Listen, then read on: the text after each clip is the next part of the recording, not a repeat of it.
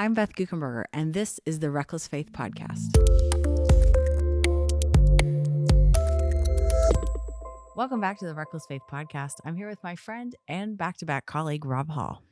Beth, day 36. Day 36. 36 days into the 40-day journey. Yes. I certainly hope that people are finding themselves anticipating whatever God's going to do in their heart and mind the next day. Yeah, I hope it's a sweet time that as people are working their way through the journey that they are anticipating, looking forward to some time just to take a deep breath and focus on something, outside the kind of normal routine. Day 36 is a foundation of faith. Yes, saying yes to authenticity. I was struck in this one. You talk about kind of when you had surgery and you were bedridden for a long time, and you used the audio Bible to kind of augment kind of your normal routine and to provide you with some inspiration and comfort and all those things. And do you still do that? I mean, it seemed like a routine that started then, but do you still use the audio Bible? I do, actually. I do. It was a tool that I discovered in that time, but it's still a part now of my regular study routine because I hear things differently than I read them.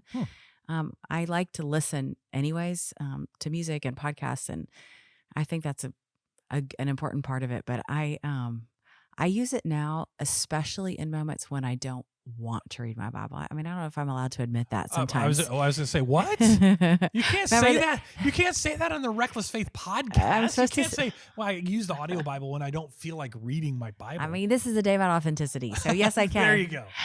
So there are times when you just like, you're worked up about something or you're fatigued about something. And the idea of sitting down and doing, kind of what we might think of as traditional quiet time isn't as attractive. And I can remember Todd and I, it was like shortly after this season, we were building a house and we were having this discussion about where and how we were going to allocate our dollars in the house. And Todd wanted to put a guest bathroom inside of our guest room. And I was like, we have so many bathrooms in the house already. We do not need a bathroom inside of that room. People can walk upstairs and downstairs. We were starting to talk about a bathroom, but I don't know if this is the way it is with you and Christine, but like we started to talk about a bathroom and like a hot second later, I was talking about, Oh, yes. It just leads. Somehow it's the same theme of an argument. Yeah. And that leads to the real core of whatever that argument is. For us, it's about safety, by the way. Like I'm not safe and she's safe somehow or another. But every conversation that starts that way, the theme goes back to that. So yes, maybe we're the only two. Okay. Maybe the people listening don't have this Skip issue. this podcast if this is not you, but we were kind of off to the races. And I wish that, the whole family would just, I wish that the whole house like froze and we would go on and, be able to have our adult conflict. But what eventually happened is we moved our conflict up into our bedroom, and there in our bedroom, the kids were out doing their own thing. And one of them knocked on the door and said they needed to go to a school function and would we take them? And Todd looked at me and he was just like, I'll go take him. And I'm like, well, I'll be right here. Like, I'm warming up. I'll be waiting for you right here. So he left. And as soon as he left, I did feel conviction. I think sometimes in those heated moments, if we just take a beat, we can allow the better part of ourselves to come. And I had been silencing the better part of myself. So as soon as I was alone with my thoughts, instead of like gearing up for round two, I actually got very convicted about what I was thinking and saying. And I knew I needed Jesus, but I did not want to read my Bible in that moment. I did not. And so I laid on my bed and I had been using this tool. So I just hit play in the audio. Yeah, nice. And the Bible just started to wash over me. And the Bible talks about how it's the balm of Gilead and it's honey and it's sweet. And as I was allowing it to change my line of thinking and my attitude, Todd comes barreling back in the room because he'd finished his little chore. He hadn't been doing that. So, I mean, poor guy, you can't start yelling at your wife who's laying on her bed, listening to her Bible. So he comes and settles down next to me. And as soon as he was settled, the next verse we heard was, "A house divided against itself cannot stand." And it wasn't like we didn't still care about all the things we had just been talking about, but they were kind of put in perspective. It didn't matter. It didn't matter. We had this higher goal of being unified, and that sense of unification was actually more important than all the other details that had caused us to divide earlier. And I like, I, I, although I don't invite it as much as I should, I like that sense of conviction. I like that riding of the train. And it's not something I can do to myself.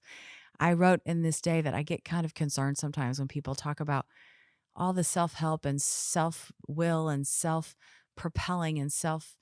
It just sounds so selfish to me, like it's all about I have the power. And the truth is I didn't have the power. Well, left to myself, I was going to take that thing in the wrong direction. It was only when I submitted myself to Jesus did he have the space with which to do his work. Yeah, and so I like this. The action step is right today.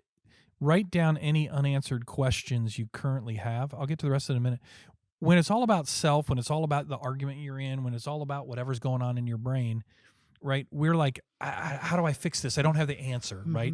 And that's all. But when we just let things wash over us, or we take a deep breath, or we do these things, we can then say, write down any unanswered questions you currently have due to circumstances, and then just say, the action step, say to God, your will be done, right?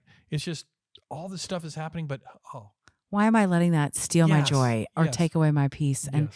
I even sometimes mentally imagine putting it in a box. And then I just say to the Lord, here, you can have the box, or I'm going to put the box away for a little bit. And we're going to talk about other things. I don't want whatever is causing me angst, whether it's a diagnosis or it's a conflict with someone I love. Like, it's not worth it. It's not worth it. My disruption and my spiritual disruption is not worth anything. Yeah. And then it says, you are giving him what isn't yours to carry while he gives you back grace and freedom. Yeah. That my encouragement, without a doubt, is to have that kind of moment with the Lord that I eventually had with Todd, which is, yeah, we might think differently about some things, or I might not like what's going on right now, but you are more important to me than whether we're put in a bathroom in our guest room. And I have to have that same kind of conversation with the Lord. Like, I may not like what's happening right now. I may not understand why you're not fixing something. I may not, but you are more important to me than all of my questions. Yeah, nice bonus material today, talking about you and Todd fighting about the building of a... you don't get that in the book. There you right? go. That's why this is bonus material. Authentic. Yes. Hey, if you have a copy of Reckless Faith, A 40-Day Journey to Saying Yes, we hope that our time together on the podcast keeps you focused on having meaningful conversations with God and others. If you're here and haven't yet gotten a copy, you can find it on Amazon, or the book and other resources can be found at backtoback.org/40 days. That's BACK, the number 2, BACK.org/40 days. I want to thank you and all the listeners for joining us on this journey towards a more reckless faith. And until next time.